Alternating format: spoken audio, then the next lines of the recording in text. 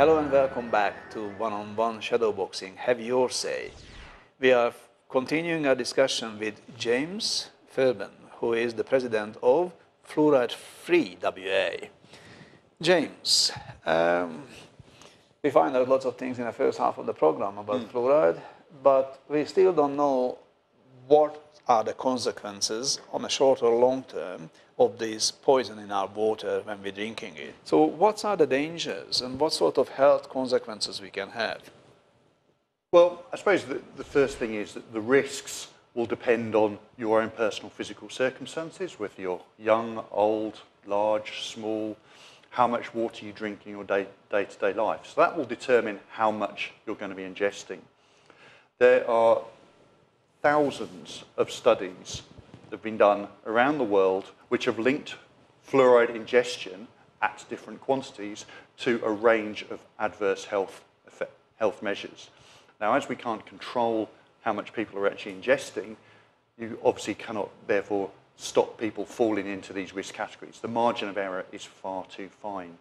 So, for example, the World Health Organization advises against people having more than 6 milligrams of fluoride on a day-to-day basis. If you drank just 6 litres of water a day, you've hit 6 milligrams because you've got 1 part per million in the water. And of course, you're getting fluoride in your diet, your day-to-day diet, from many other sources other than from drinking water. Yes. So it would be, obviously, any toothpaste you did accidentally swallow, any processed foods you're having, the coffees you're having. Amazingly enough, even soft drinks have fluoridated water in them if they've been made in Australia. So you're getting fluoride from lots of different sources. If you were somebody who worked in a high temperature environment, say for example on a construction site, you may be drinking 10, 12 plus litres a day plus all the other sources. So you are falling into that risk category. Now, if you look at the range of different things which are being linked to adverse health effects from fluoridation, the main one which I mentioned in the first part was, of course, IQ, child brain development. Studies out of China have showed that children living in high fluoride areas, where they have some areas have naturally occurring fluoride in China, have IQ points up to 10 IQ points lower than the kids in non-fluoridated areas. So you've got a major risk there, and this isn't just Chinese studies. This is Harvard University scientists are saying there is a potential risk here. If you look at other areas, so you've got dental fluorosis. If you ever look around at people you see in your day-to-day life, a lot of them you'll see with mottled and staining on their teeth. This is called dental fluorosis. Yes. This is the only caused by an excess of fluoride in your diet. So this is the body's external. So it's coming back through the body. Yeah, it's literally coming through on your teeth and showing this staining and mottling. Now proponents will go, oh well, this is just cosmetic. Well, maybe, but if that's happening to you outside your teeth, what's happening internally in terms of your soft tissues, in terms of your bone structure and so forth? Now, again, there's been no studies here in Western Australia for at least 15 years, as far as we're aware, on just dental fluorosis. In the United States, which has been doing it for the same amount of time, at the same proportions, 3 years ago they did a study and they found 40% of US teenagers had dental fluorosis. 40%. So assuming the figures are fairly similar here, it says 40% of people in WA, or teenagers in WA at least, are going to be getting too much fluoride in their diet. So that's the body's external warning system. Internally, if you look at other things which it's been linked to from health effects, thyroid issues, a massive issue, particularly in people, mature age onwards. The thyroid controls your general health and well-being. And there's a lot of studies which are linking fluoride ingestion with adverse effects on your thyroid, underactive thyroids. You've got skeletal fluorosis, which is what's happening internally to your bodies, where your bones are becoming basically brittle. And so you're obviously going to have more hip fractures, and you're also going to have symptoms which are very similar to osteoporosis. Now, osteoporosis, as we know, is affecting millions of Australians every year. And hip fractures, obviously, again, affect an awful lot of Australians. A study came out of the University of Los Angeles 2 years ago, which linked fluoride ingestion over the course of a lifetime to cardiovascular disease. Well, that's the second biggest killer of West Australians there is. So how can we not have any studies in the past 15 years about the effects, or I don't know if you got before that, in the direct effect of fluoridated water in our life, Well, the problem is in our health? that we've got a self-fulfilling prophecy in terms of the way it's structured here in Australia. Yes. In Western Australia, you have a statutory committee whose mission is to introduce fluoride to 100% of the population, who would be the ones who would commission any studies.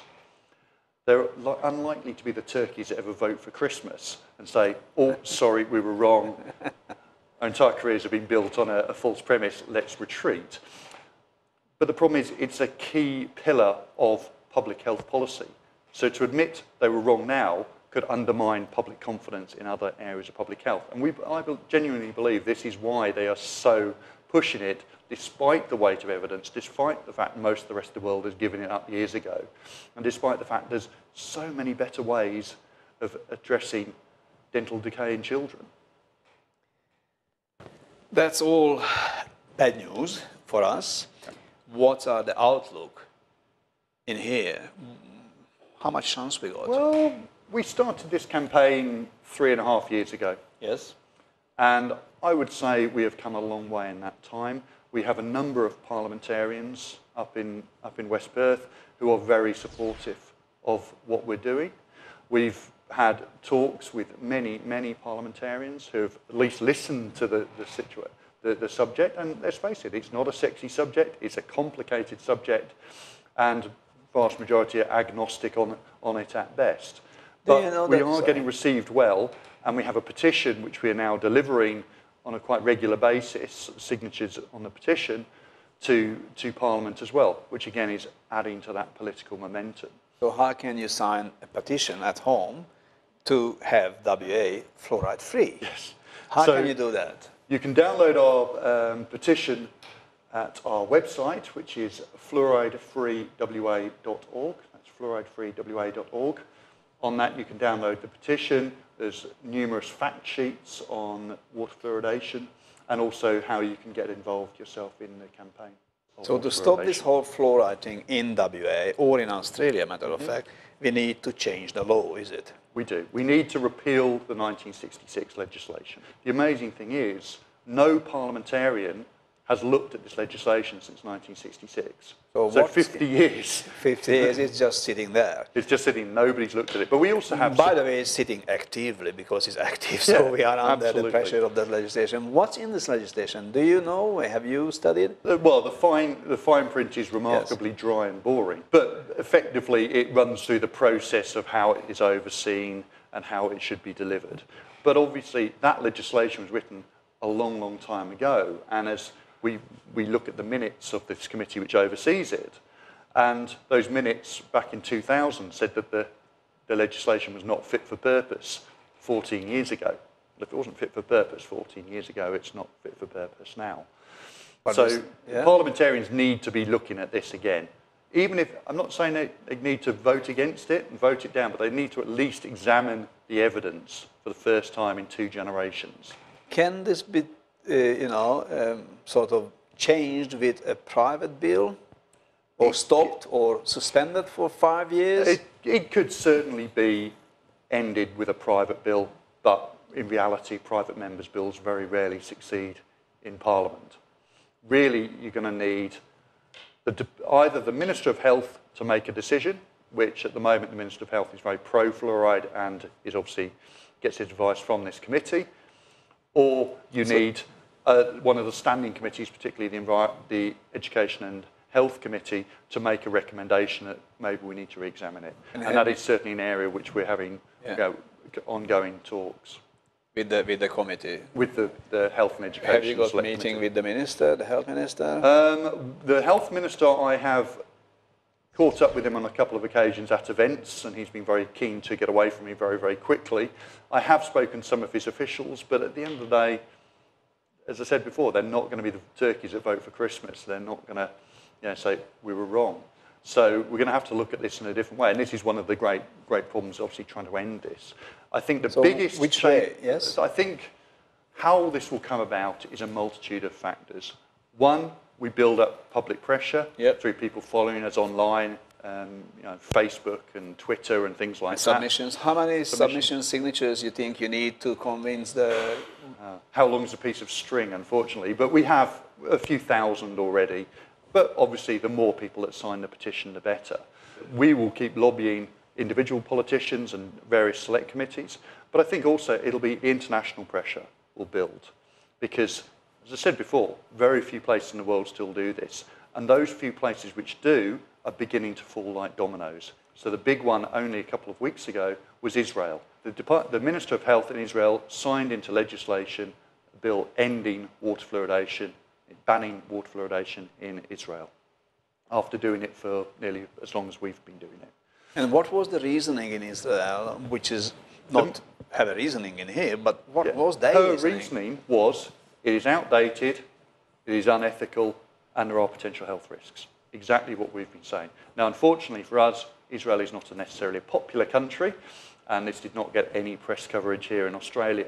However, there are very active campaigns in places like Ireland, which could well give up fluoridation in the very near future, judging by the campaign there. And certainly many large communities in the United States and Canada, where it's done more on a kind of regional basis, again, could well give it up, which will apply pressure, because the less places that do it, the more we're on the outside. It would be better for WA to take a lead here and actually be the first place in Australia to end water fluoridation, take the stand, and let's look at better ways of fighting tooth decay. James, it was nice having you in here, and I wish you all the best for your fight to end fluoride in our waters in WA or in Australia. And you, please, if you can, support this campaign and send your petition to the Fluoride Free WA website. And don't forget, next week, same channel, same time. One-on-one shadow boxing. Have your say.